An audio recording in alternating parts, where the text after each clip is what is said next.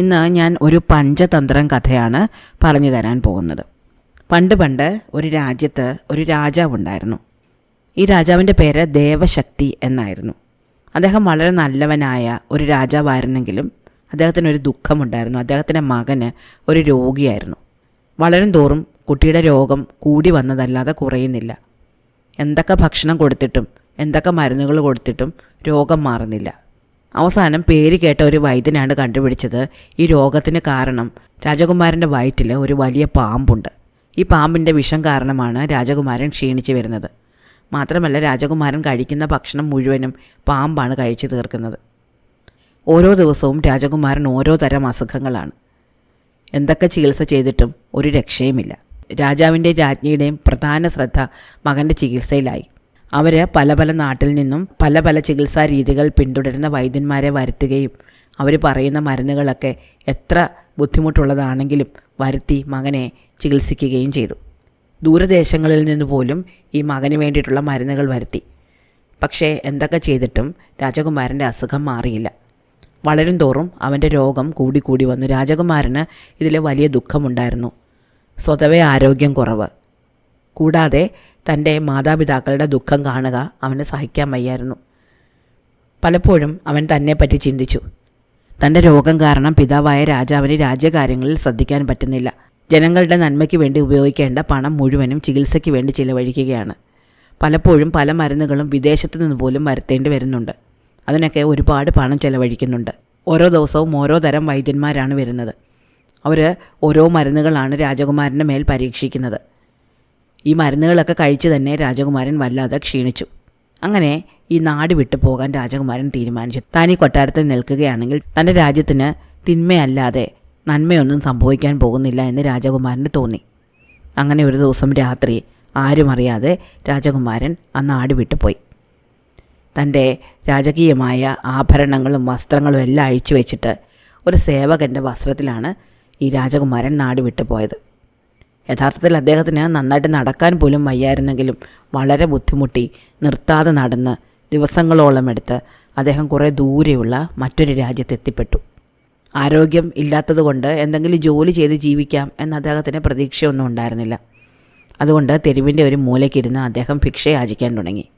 അങ്ങനെ ഭിക്ഷ എടുത്ത് കിട്ടുന്ന തുച്ഛമായ പണം കൊണ്ട് അന്നന്നത്തേക്കുള്ള ഭക്ഷണം കഴിക്കുകയും വൈകുന്നേരം ആ നഗരത്തിലുള്ള ഒരു ക്ഷേത്രത്തിൽ പോയി കിടന്നുറങ്ങുകയുമായി രാജകുമാരൻ്റെ പതിവ്.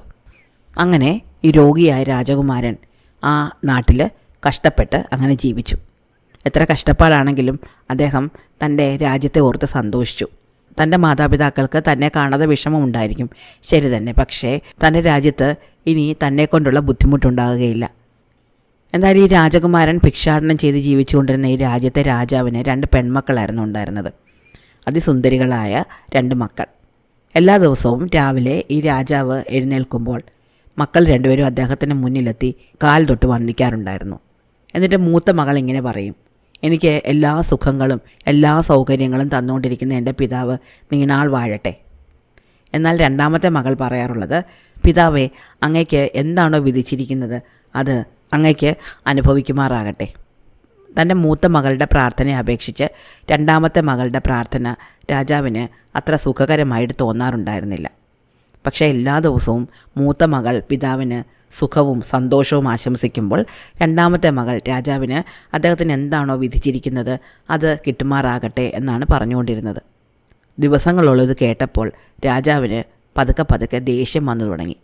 ഒരു ദിവസം മകൾ ഇങ്ങനെ പറഞ്ഞപ്പോൾ അദ്ദേഹത്തിന് വല്ലാതെ കോപം വന്നിട്ട് അദ്ദേഹം തൻ്റെ സേവകരെ വിളിച്ചിട്ട് അവരോട് പറഞ്ഞു, കടുത്ത വാക്കുകൾ കൊണ്ട് മാത്രം എന്നോട് എല്ലാ ദിവസവും ആശംസകൾ നേരുന്ന ഈ മകളെ ഇപ്പോൾ തന്നെ പുറത്തു കൊണ്ടുപോയി നിങ്ങൾ ഏതെങ്കിലും അന്യനാട്ടുകാരന് കൊടുത്തേക്കുക. ഇവൾക്ക് എന്താണോ വിധിച്ചിട്ടുള്ളത് അത് അവൾ അനുഭവിക്കട്ടെ. ഇത് കേട്ടുകൊണ്ടിരുന്ന സേവകന്മാർ ഇളയ രാജകുമാരിയെ അവിടുന്ന് പിടിച്ച് വലിച്ച് പുറത്തേക്ക് കൊണ്ടുപോയി. രാജാവ് പറഞ്ഞതിന് പ്രകാരം ഒരു അന്യനാട്ടുകാരനെ എവിടെ നിന്ന് കിട്ടും എന്നന്വേഷിച്ച് അവർ നഗരത്തിലൂടെ മുന്നോട്ട് നടന്നു. രാജകുമാരിയുമായിട്ട് മുന്നോട്ട് നടന്നു. അവർ കണ്ടവരെല്ലാം ആ നാട്ടുകാർ തന്നെയായിരുന്നു. അങ്ങനെ കുറേ ദൂരം ചെന്നപ്പോൾ ക്ഷേത്രത്തിന് മുന്നിൽ ഭിക്ഷ തേടുന്ന ഒരു യുവാവിനെ അവർ കണ്ടു. അവനെ കണ്ടപാടെ അവൻ്റെ വസ്ത്രധാരണ രീതി കൊണ്ട് അവൻ അന്യനാട്ടുകാരനാണ് എന്ന് മനസ്സിലാക്കിയ ഈ സേവകന്മാർ ഈ രാജകുമാരിയെ അവന് വിവാഹം കഴിച്ചു കൊടുത്തു. എന്നിട്ട് അവളെ അവിടെ നിർത്തിയിട്ട് അവരെല്ലാവരും തിരിച്ചുപോയി. അങ്ങനെ ജീവിതം മടുത്ത് കൊട്ടാരം വിട്ടുപോന്ന, വയറ്റിൽ പാമ്പ് വസിക്കുന്ന ഭിക്ഷക്കാരനായിട്ട് മാറിയ ഈ രാജകുമാരി വിവാഹം കഴിച്ചു. രാജകുമാരി വളരെ നല്ലവളായിരുന്നു. ഒരിക്കലും ഒരു കാര്യത്തിൽ നിരാശപ്പെടുന്നവളോ ദൈവത്തിനെ പഴിക്കുന്നവളോ ആയിരുന്നില്ല അവൾ. തനിക്ക് എന്താണോ ദൈവം വിധിച്ചത് അതിനെ ഏറ്റെടുക്കുക എന്ന ഒരു ഭാവമായിരുന്നു അവൾക്കുണ്ടായിരുന്നത്. അതുകൊണ്ട് തന്നെ ഒരു രോഗിയായ ഭിക്ഷക്കാരന് വിവാഹം കഴിച്ചു കൊടുത്തിട്ടും അവൾ പതറിയില്ല, വിഷമിച്ചില്ല. തൻ്റെ ഭർത്താവിനെ ശുശ്രൂഷിക്കുകയാണ് ഇനി തൻ്റെ കടമ എന്ന് മനസ്സിലാക്കിയ അവൾ അയാളെ വിളിച്ചുകൊണ്ട് കുറച്ച് ദൂരെ എവിടെയെങ്കിലും പോയി താമസിക്കാം എന്ന് തീരുമാനിച്ചു. തനിക്കുള്ള കുറച്ച് ആഭരണങ്ങൾ വിറ്റിട്ട് എന്തെങ്കിലും ഒരു ജീവിത മാർഗം കണ്ടെത്താം എന്നവൾ കരുതി.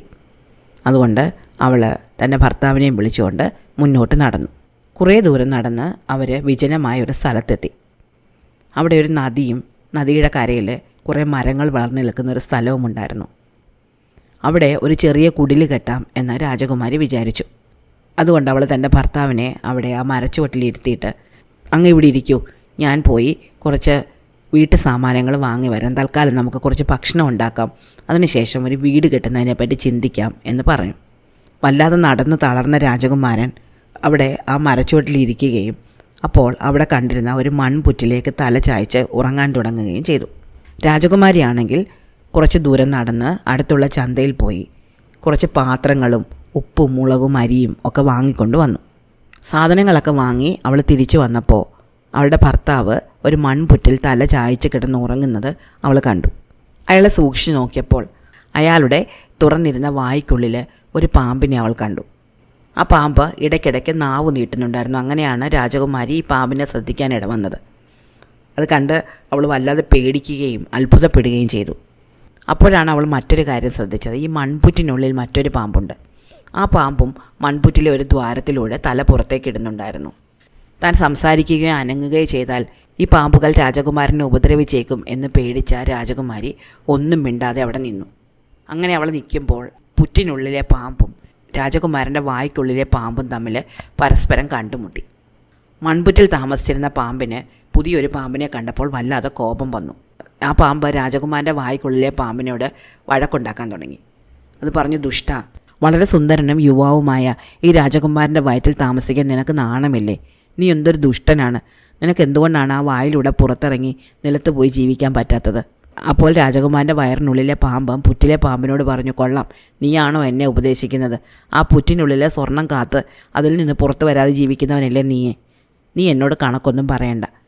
അപ്പോൾ പുറ്റിനുള്ളിലെ പാമ്പ് പറഞ്ഞു, ആയിക്കോട്ടെ, ഞാൻ സ്വർണം കാക്കുന്ന പാമ്പ് തന്നെയാണ്. പക്ഷേ നീ ആ രാജകുമാരൻ്റെ വയറ്റിൽ പറ്റിപ്പിടിച്ച് കിടന്ന് അവനെ കൊന്നുകൊണ്ടിരിക്കുകയല്ലേ? എത്ര വൈദ്യന്മാരായിരിക്കും ഈ രാജകുമാരനെ ചികിത്സിക്കാൻ വന്നിട്ടുള്ളത്? പിന്നെ പറഞ്ഞിട്ട് കാര്യമല്ല, ഈ മനുഷ്യന്മാരെ വലിയ മണ്ടന്മാരാണ്. അവർ വെറുതെ ആവശ്യമില്ലാത്ത മരുന്നുകൾ കഴിക്കും. നിന്നെ കൊല്ലാൻ കുറേ പുളിച്ച ചോറിൽ കടുക് അരച്ച് വേവിച്ച് തിന്നാൽ മതിയെന്ന് ഈ മണ്ടന്മാർ മനുഷ്യർക്ക് അറിഞ്ഞുകൂടല്ലോ. അപ്പോൾ വയറ്റിനുള്ളിലെ പാമ്പ് പറഞ്ഞു, അത് കൊള്ളാം, എന്നെ കൊല്ലാൻ കടുക് അരച്ച ചോറ് തിന്നണമെന്ന് നീ പറഞ്ഞു. നിന്നെ കൊല്ലാൻ അതുപോലും വേണ്ടല്ലോ. കുറച്ച് തിളച്ച വെള്ളം ആ പുറ്റിലേക്ക് ഒഴിച്ചാൽ തന്നെ നീ ചത്തുപോകും. ഏതെങ്കിലും മനുഷ്യനത് അറിയാമായിരുന്നെങ്കിൽ അങ്ങനെ ചെയ്ത് നിന്നെ കൊന്ന് ആ സ്വർണം മുഴുവൻ എടുക്കുമായിരുന്നില്ലേ? അതുകൊണ്ട് നീ എന്നോട് കണക്കൊന്നും പറയണ്ട.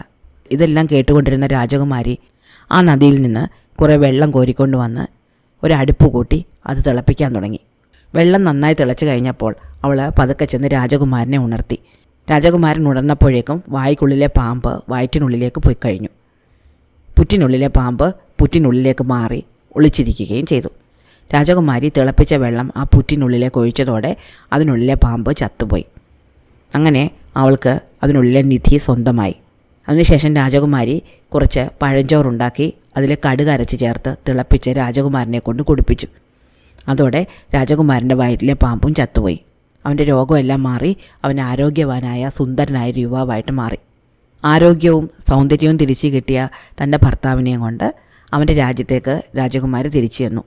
രോഗിയായി നാട് വിട്ടുപോയ മകൻ ആരോഗ്യവാനായി വളരെ സുന്ദരിയായ ഒരു ഭാര്യയോടൊപ്പം തിരിച്ചു വന്നത് കണ്ട രാജാവിനും രാജ്ഞിക്കും വളരെയധികം സന്തോഷമുണ്ടായി. അവർ രാജകുമാരനെയും രാജകുമാരിയെയും വളരെ സന്തോഷത്തോടെ സ്വീകരിച്ചു. പിന്നീടുള്ള കാലം അവരെല്ലാവരും വളരെ സന്തോഷത്തോടെ ആ രാജ്യത്ത് ജീവിച്ചു. ഇഷ്ടമായോ കഥ? അടുത്ത കഥ അടുത്ത ദിവസം.